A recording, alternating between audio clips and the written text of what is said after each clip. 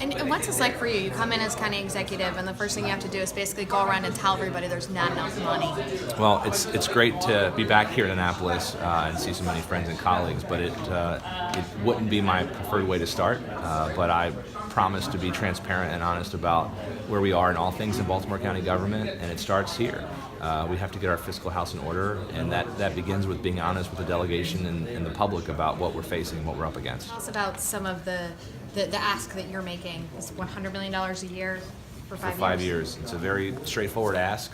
We want to make sure that we are honoring what our communities have expected, but we're doing that in the context of a very sobering budget reality that was presented to me. So we've asked our delegation to help this administration obtain at least $100 million for the next 5 years so that we can honor those commitments and move forward both on finishing schools for the future as well as the new high schools that are needed in our county. It would allow us to not have to delay schools for the future. We have the capacity to start on high schools as soon as that program is finished. What I don't want to do is, given the budget realities we're facing, without additional support, we'd have to delay that program 4 years. So we're going to be making a very strong push, working closely with our legislators to make sure we can secure that additional funding this year. And now if the state comes in with additional funding for schools, the county's got to match it. Where do you find that money given all the constraints that you have in the budget?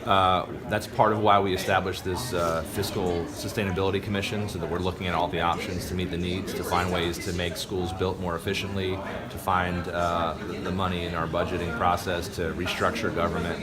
Everything's on the table because our communities deserve clean, safe, modern learning environments, and I'm committed to giving it to them.